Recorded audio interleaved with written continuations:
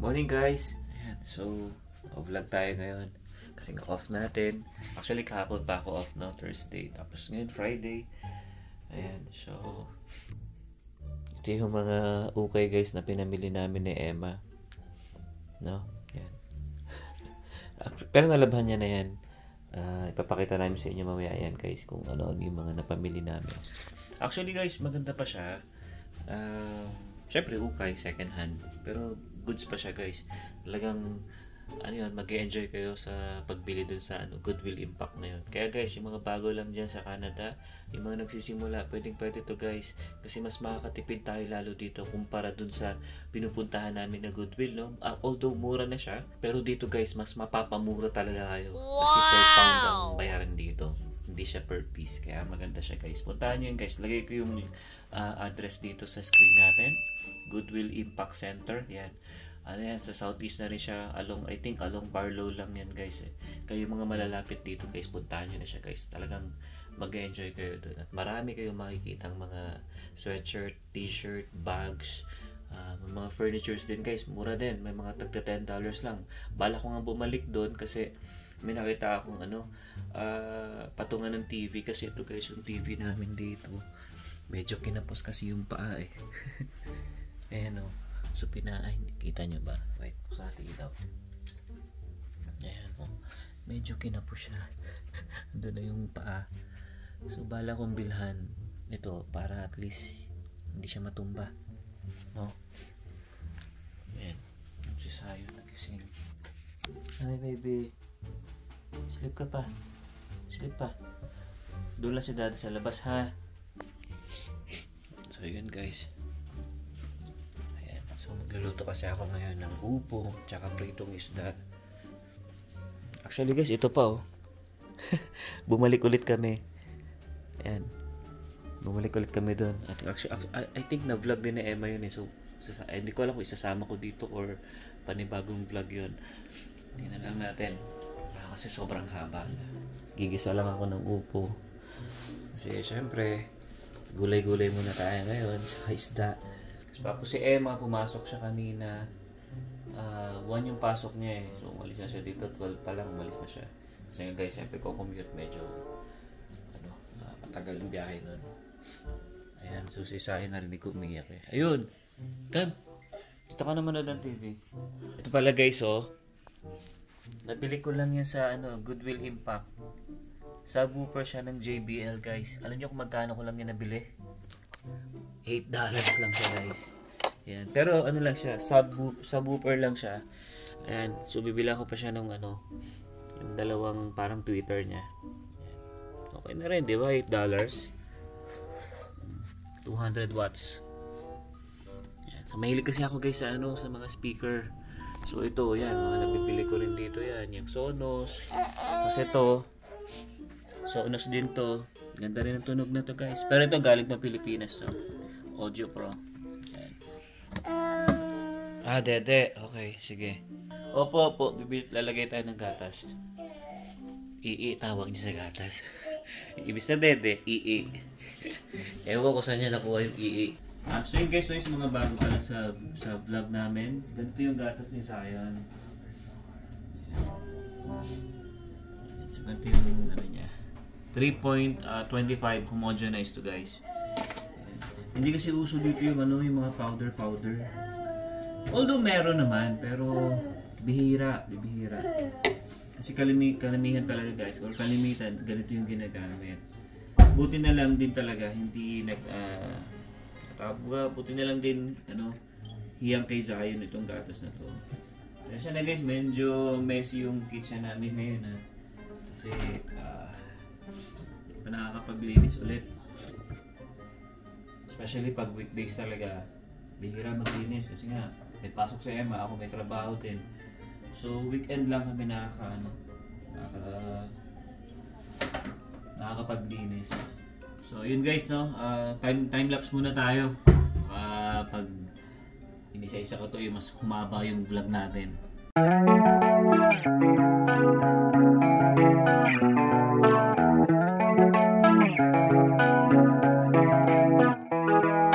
Ayan guys, gigisa na tayo ng sibuyas, bawang, kamatis.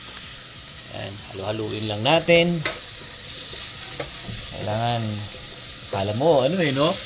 Kala mo, hasder magluto no? Alam lang guys to, putsi-putsi lang to. Basta pag marunong ka kumain, dapat alam mo yung mga ingredients. Diba? So, ganun lang. Ako, hindi naman ako nagpaturo kila mama, kila papa.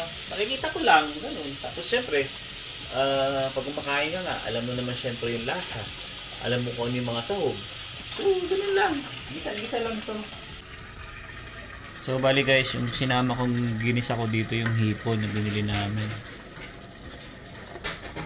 Mas masarap, di ba? Check nga muna natin to. May narinig akong ingay eh. Kaya na naman, nagkalat na naman. Ayan. So yun guys, habang nagluluto tayo, pinapanood ko yung vlog ko. Piniplay ko. Sayang din naman, di ba? Sayang yung views. Ayan. Pasensya na guys, medyo madumi dito sa bahay ngayon ha. Ayan. So luto muna tayo guys. Mamaya, pakita ko sa inyo yung pagtapos na. Okay?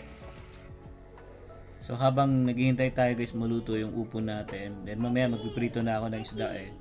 Ayan. Oh, yes. Ano? Ayan, so ayan, pinapanood ko pa rin yung vlog ni Emma. So anyway guys, ayan.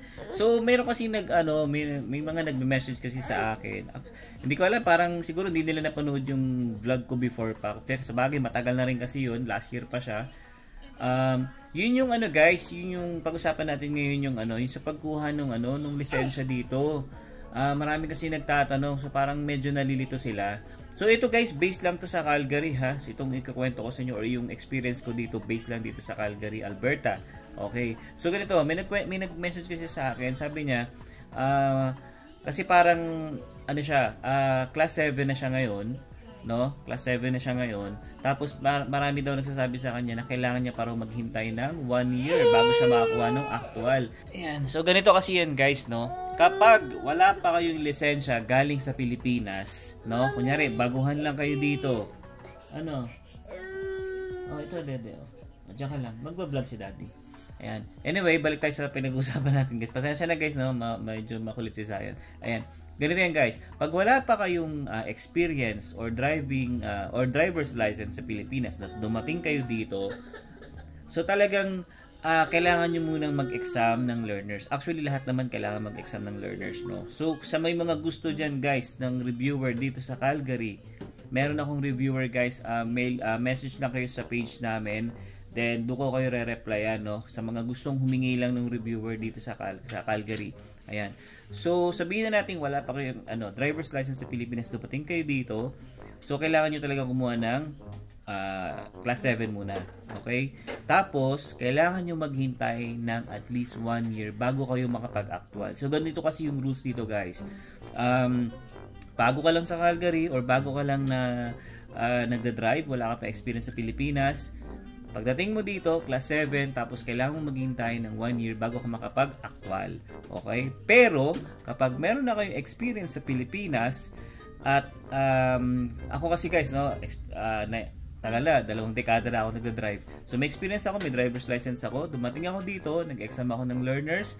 After naman ng exam ng learners, maghihintay ka lang ng 2 weeks bago ka makapag-apply ng actual. So ganun yung pinagkaiba niya guys, no? Kapag meron ka lisensya sa Pilipinas at wala ka lisensya sa Pilipinas. Kasi nag-message sa akin, yun nga.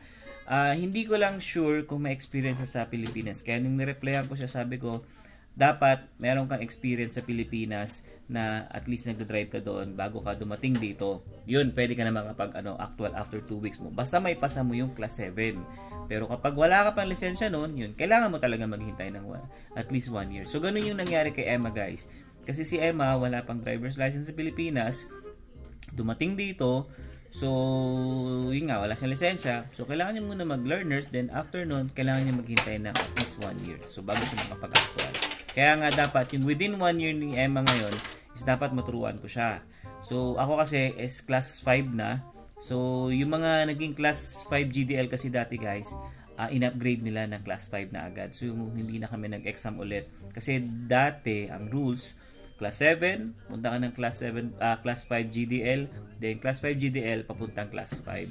So, yung advanced na. Kumbaga, advanced na kami ngayon. Kaya, yan, kami nila Dili-Dili family, yan. Shoutout ko ulit si Dili-Dili family. Yan, yan, mga Class 5 na kami dito. So, hindi na kami nag-exam ulit para dun sa actual, para maging, advanced. So, ngayon kasi guys, iba na. So, Class 7, diretso na agad sa Class 5 advanced. Yun nga lang, ang pinagkaiba is sa highway na kayo magdadrive. So yun yung yun kasi dapat yung namin sa actual pagka gusto mo mag-advance, more on highway ka na talaga, yung lalabas ka na ng medyo highway talaga. Unlike pag Class 5 GDL kami noon, ikot-ikot lang dun sa sa area ng, kasi dito ako sa Chinook guys sa Mojus kasi ako nag-apply ng nung license ko. So inikot lang ako din sa along along area lang din namin ng Chinook area. Southwest kami guys. Ayan. So ikot-ikot lang kami doon. Pero ngayon pagka Class 5 advance na kayo, more on highway na talaga. So lalabas na kayo ng mga siguro Blackfoot, Deerfoot, mga ganyan. So yun siya guys. So yun yung pinagkaiba niya. Okay? So sana clear yan guys, no? At saka yun nga pala guys, no?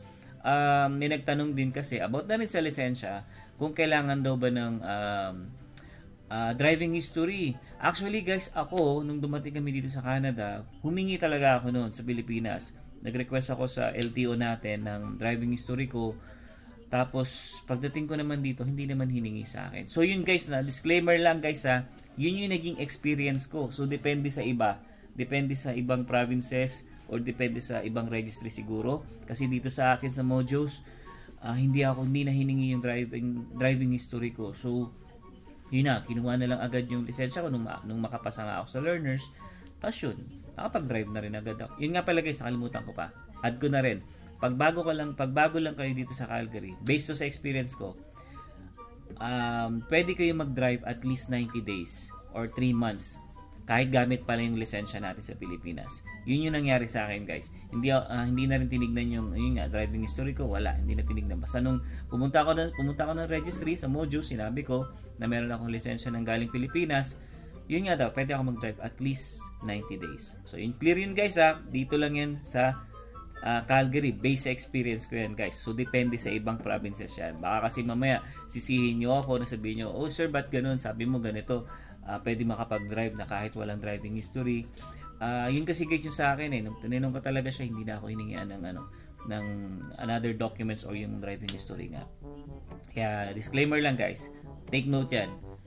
So yun, anyway, ano pa bang mai-share ko sa inyo habang nagluluto tayo. pinapalambot ko na lang naman yung upo. Ayan. So yun, baka mamaya hindi ko alam kung susunduin ko si Emma, depende. Kung gusto niyo magpasundo, then mamaya masyal lang ulit siguro kami. Dito lang naman kami, mahilig lang naman kami magpasyal-pasyal kung saan dyan, sa mga park, ganyan. Para at least, di ba, ma-enjoy pa namin yung yung medyo maraw-araw pa ewan ko nakikita niyo pa. Medyo maraw-araw pa, pero pa fall na guys, medyo malamig na talaga. Especially pag gabi at saka madaling araw, yan. Malamig na. Kaya talagang more on naka-sweatshirt na kami ngayon. Okay? So, tingnan ko muna guys, siguro yung niluluto ko. At bago pa ito'y masunog, hindi naman siya masusunog. Napalambot ko na lang naman yung inuupo. I think okay naman na siya. No? Siguro. Pwede na yan. Pwede ko nang patayin siguro yan. Mainit pa naman yan. Takpan ko na lang para at least may tendency maluto pa yung natin. Yung gulay natin. Then, siguro ito, mamaya ko na iprito pag malapit na si Emma dumating para at least mas bagong luto. Sasabayan ko syempre yung asawa ko. Syempre, naman tayo. Sweet naman tayo. Minsan. Ayan. So, Sayan, come here. Ito guys, si Sayan. Ang hilig-hilig niyang laruin yung bigas namin na yan. Lagi na lang. Kukuha siya, tapos kakainin niya yung isang butil. Ganyan yun, parang manok to No? Manok ka ba? Ha, Sayan? Manok ka, manok? Okay, so yun guys, clear ko lang yung sa driver's license, kasi ayoko din naman may masisi nyo ako. Basta guys, based yan sa experience ko dito sa Calgary, Alberta. Kaya, siguro mas mabuting magtanong na rin kayo sa registry nyo para mas clear, diba? Kasi mamaya, mali din yung info ko or mali yung binigay lang din sa akin. Siguro, ewan, di natin masabi. So, pauwi na raw si Emma, guys. So, yan. Piprito na ako ng isda. Para sabay kami kumain. Actually, dapat, ano pa siya, 3 p.m. pa yung tapos ng class niya. Pero napaaga siya ata ngayon, no? So, 2:25 pa lang, pinalabas na agad sila. So, yun. Prito muna tayo ng isda. So, yun guys. Tapos na ang aking pagluluto ng upo at saka isda. Ayan, pritong isda. So, dito na pala guys si Emma. Hello! So, yun guys, maaga siyang pinauwi. Ayan. Actually, late lunch na to guys. Pero, pagising ko kasi wala pa ako masyadong ganang kumain talaga. Kaya, yun, sabi ko sabayan ko ng asawa ko. Para sweet naman yung dating, di ba? Para naman ma-appreciate niyo yung mga paghihirap ko sa pagluluto. Joke lang. So, yun guys, kain muna kami. And, yeah. Mamaya ulit, kwentuhan tayo. Pakita namin sa inyo yung mga ito. Itong mga ukay-ukay na to. Several song-filled hours later. Hello guys! So, ayan, kakabalik lang namin galing sa galaan. Kasi ngayon ay Friday. So, ang aga kong natapos actually sa klase ko. So, yan, Sabado-Linggo wala tayong pasok. And si Alwin din ay walang pasok. So, kaya after namin kumain ng masarap naming lunch kanina, yung ginisang upo at yung pritong isda, ayan, gumala na kami agad at naglibot. Ayun nga pala, sinabi niya kanina na magva-vlog din kami tungkol sa ukay haul namin sa Goodwill. So, hindi namin yung nagawa dahil gumala kami. So, watch out na lang sa next video namin gagawin. Ipapakita namin isa-isa yung mga nakuha naming ukay, di ba? Para makita nyo kung gaano din kagaganda yung quality na nakuha namin sa murang halaga. So, para din, if interested kayo, mapuntahan nyo itong Goodwill Impact Center if nasa Calgary din kayo. And ayun nga pala, no, kanina, ang pasok ko lang is 1 to 3 p.m. Pero dinismiss din kami maaga nung instructor namin kasi ayaw niya din na nagiging ahead kami sa ibang klase. So, gusto niya at pace din kami. So, same lang yung mga tinuturo for this week. Kaya, yun, dinismiss kami ng maaga. And yun, napauwi din ako ng maaga. Actually, kahit hindi ba kami dinidismiss, uwing-uwi na ako. Paano ba naman ito si Alwin? Minessage niya ako. And parang nakakapanibago. Hindi niya to ginagawa. Kasi ano na yun 2:30. Tapos magme-message sa akin na, ito, papakita ko sa inyo ha. Wait kita kumain mamaya para sweet. Diyos ko Lord, natawa na lang ako habang binabasa ko yon. Yung phone naman habang nasa classroom, allowed naman yon as long as hindi nakaka-distract or walang tone. So, hindi kami pinagbabawalan nung instructor na yon. So, parang nung inopen ko naman tong message na to habang nagkaklase, natawa na lang ako. Kinilig ka naman? Hindi ako kinilig. Tapos sabi niya pa, sabihin mo sa akin pag pauwi ka na para magprito na ako.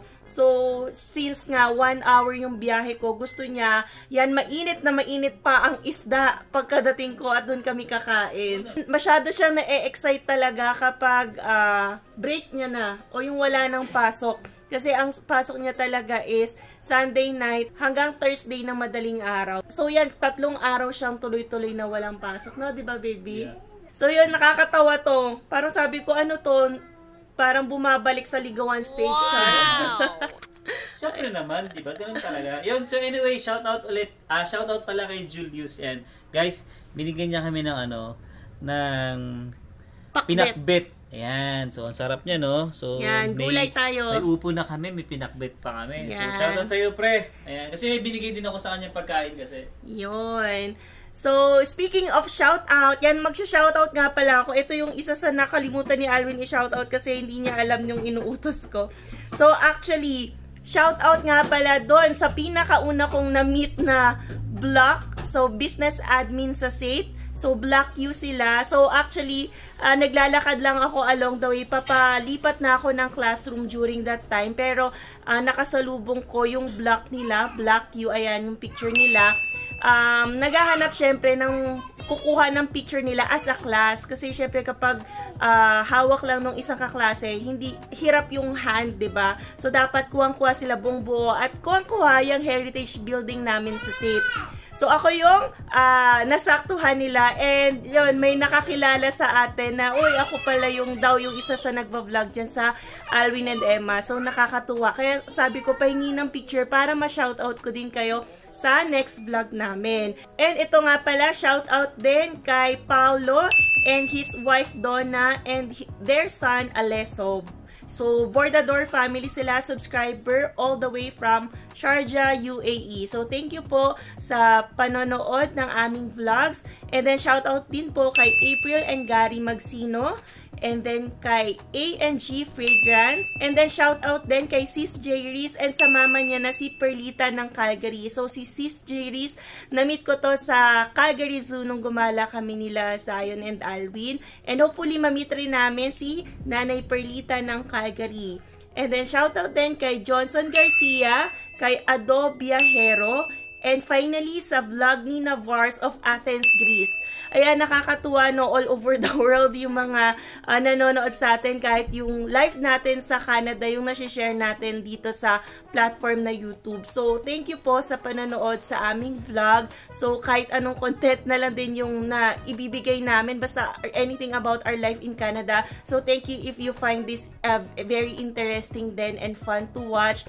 Minsan din, nagbibigay kami ng information kapag merong mga announcement dyan sa immigration matters, and meron din kami sinishare na mga DIY steps. So, it's a mixture na rin ng mga contents dito sa aming YouTube. And thank you po sa mga consistent na nanonood sa aming channel.